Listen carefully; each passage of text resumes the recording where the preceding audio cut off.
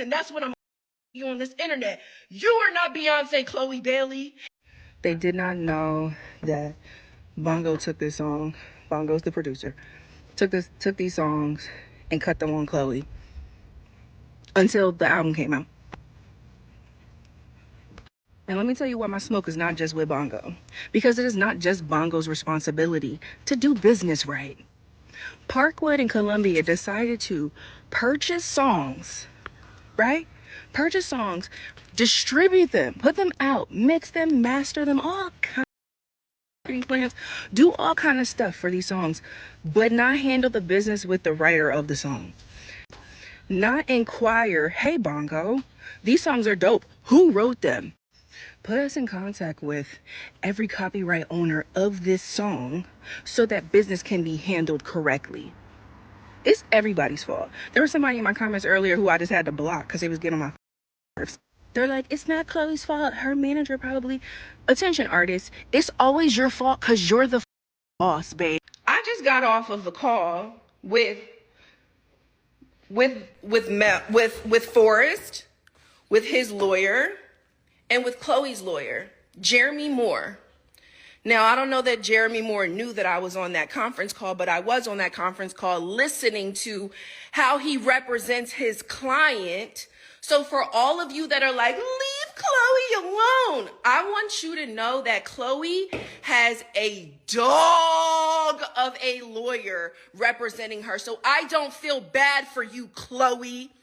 He works for you, and I know that you are paying the tab for your lawyer to get on that fucking phone and treat the writer and his lawyer the way that he just treated them. First of all, that man said to Forrest that he didn't need his consent to release his records. Oh, this sounds like just a publishing dispute. First of all, let's get into the tea. I'm going to show y'all a picture of Chloe and Forrest in a second. Because actually, she knows him. She's known him since 2020. I've seen the text chain to prove it. I have a photo of her and him in my phone. So it's giving, oh, she didn't know. Get out of here. 1, 2, Bongo and Forrest did a pack of records together. 19 songs was the pack. It was 19 songs. 2 out of those 3 songs, Forrest wrote by himself for another artist. Heard the demo. By the way, killed that shit. Okay. They decided, Forrest found out that Bongo had played some of the songs for Chloe. All right, cool. Let me know what records she liked. They never let him know what records they liked. Ever. Never, never, never. I got the paper trail to prove it. I got it. I seen it. It's there. They're going. Yo, what's up? Yo, what's up? Yo, what's up? Yo, what's up? Yo, what's up? Since August, this record has been out. So since far before August, this back and forth has been going on all last year. That's why I'm coming in so hot. That Jeremy Moore just got me so pissed, bro. It's giving, well, then see you in court. Since you said that you don't need our consent to release what's ours, see you in court. And this is that got me, yo, oh my God, cry. This is why I go so hard, because the people in the shadows, this is who they really are. You are not Beyonce. And that's what I said to her friend, and that's what I'm you on this internet. You are not Beyonce, Chloe Bailey, and your lawyer is moving like you are the opportunity of Beyonce as an artist, and you are not. We are not making any money off of publishing, off of an album cut on you. We are not. I don't give a what kind of energy you have. The only energy you need is to be having energy of a pen in your hand signing a check. Ooh, I'm pissed. Y'all lost y'all mind, Jeremy Moore. Ooh. Everything is working out for me. Everything is working out for me. Everything is working out for me. Working out for me. Working out for me. Everything is working out for me. Everything is working out for me. Everything is working out for me. Working out for me. Working out for me. The backstory on Same Lingerie. So, Same Lingerie, when Bongo played me that record, I was absolutely obsessed with it because I resonated with it a lot. And, you know, I really just had to be in the proper headspace to really cut the vocals on it in the right way. And there was this other person that, you know, I really, really missed. And I just couldn't get them out of my head for some reason. And I just pictured them the entire time I was singing. I was like dang near tears in between takes. And yeah, that one, every time I hear it, I remember not even the pain of someone hurting you, it's the pain of missing the person that got away. We need the back. I want to talk about, was Same Lingerie? Yes, Same Lingerie. Tell me the mindset when you wrote that. So that was a record that I heard. And the majority of it, you know, it was a demo. And on the first listen, I absolutely fell in love with it because when you really listen to the lyrics, it's a truly heartbreaking song. Yeah. But yet it's still so sexy. Yeah. And I felt like it embodied our 20s as women. I'm sitting here with Grammy-nominated songwriter and incredible artist Forrest, and the songwriter behind the infamous Chloe Bailey songs that all of the smoke is over right now. What would be your advice to a songwriter that may be in a similar situation that you are with Chloe right now? Contact 100%ers. Make sure that you have an attorney that believes in you.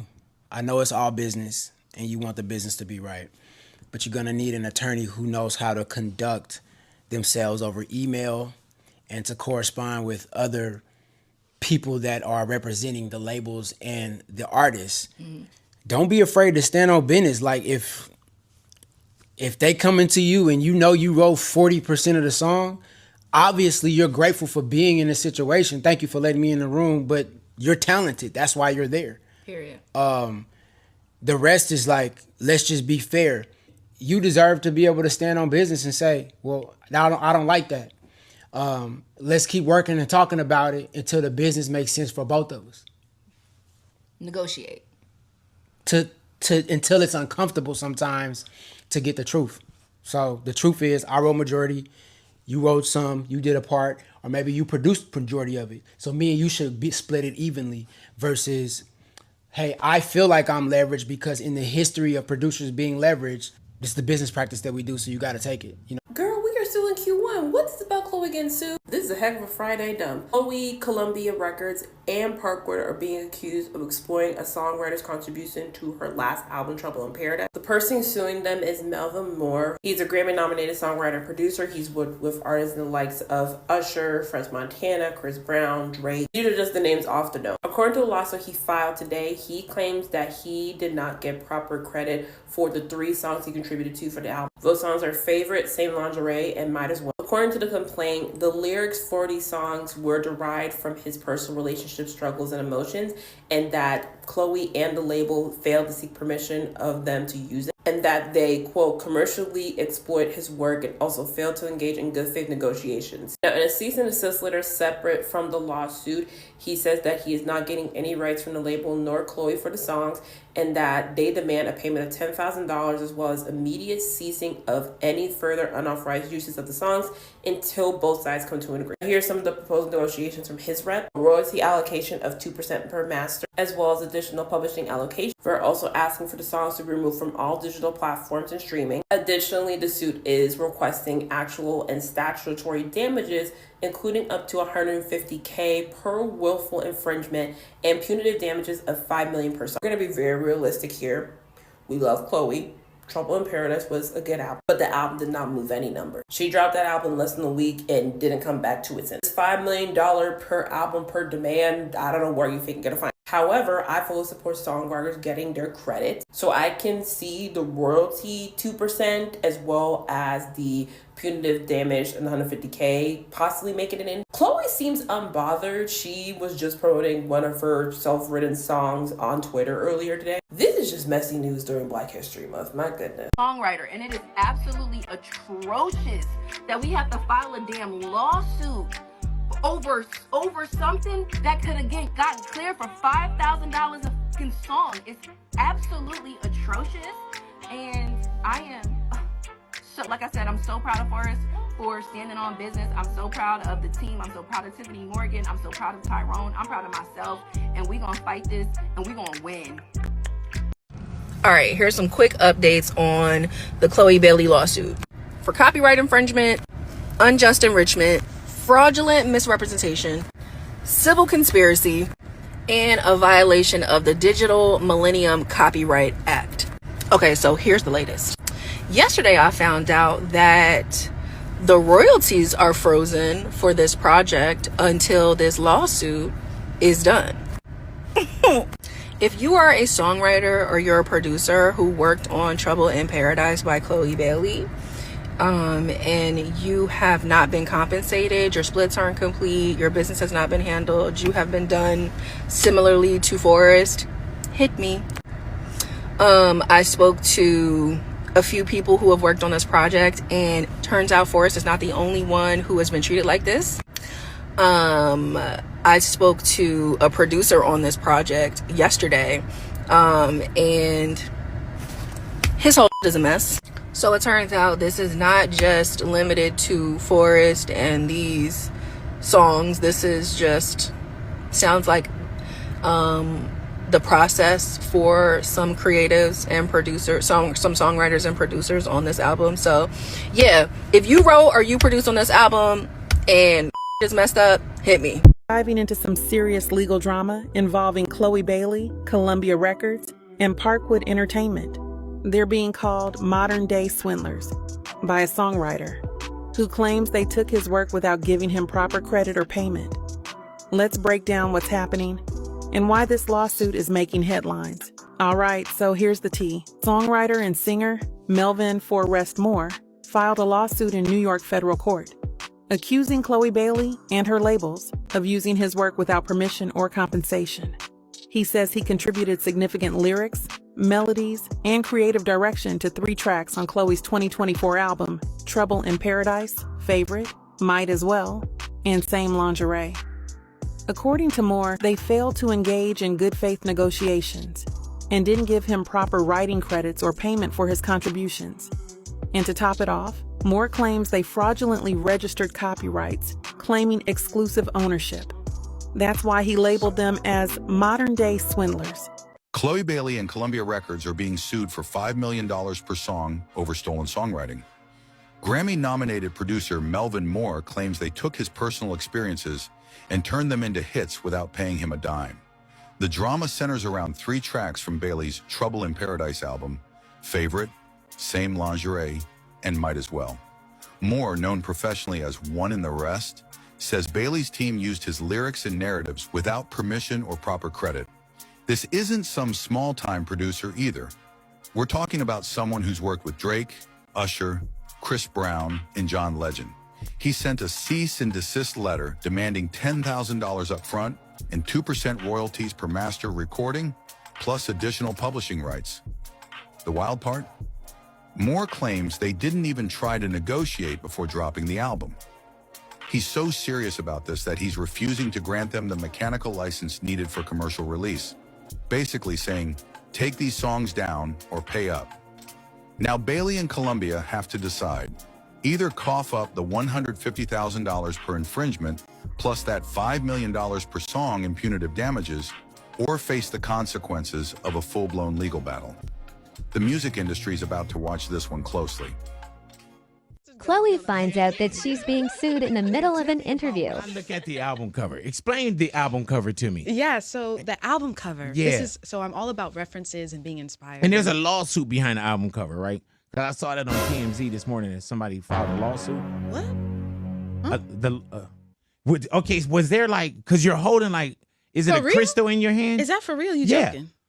But you're holding like a crystal, right? I'm holding an illuminated heart. And they were saying that. Hold on for a second. They were saying that. Wait, that's real tea? Yeah. Oh, wow. You heard it here first, ladies and gentlemen. It said that you had. I guess it was somebody else that had that image. No. And they were holding something. No. I was inspired. It was a porcelain doll. Yeah. It was literally a porcelain doll statue. And it was 3 years ago. And it was a bloody heart ripped out of her chest. It was blood and everything. So I don't know where that came Is that from. where the lawsuit's coming from? I have no idea. I don't even know of a lawsuit. Oh, shoot. All right. Well, maybe we were talking too early. Yep, I then. need to call my lawyer. Yeah, call your lawyer. We'll wait and then come back in and finish Yep, the I'm interview up. getting No, I'm just bullshit. There ain't nothing out there. Some people will be mad that you don't look like what you've been through and will want you to look like you're suffering. And let me tell you, of all the things I've been through, it'll never fucking happen. It's like a loan. Now, this whole lawsuit has fallen on Beyonce's doorstep because Parkwood Entertainment is her company. And according to Daily Mail, a source said Beyonce is incensed that it has gone this far. This lawsuit is a terrible look for everyone involved. Also, it's being alleged that the communication between Chloe and Parkwood have been breaking down over the weeks leading up to this lawsuit. So it seems like things are a bit shaky between Chloe and Parkwood, but I don't think this lawsuit is anything they can't handle. I mean, if Beyonce and Parkwood are being dragged into this mess, they're definitely going to handle it.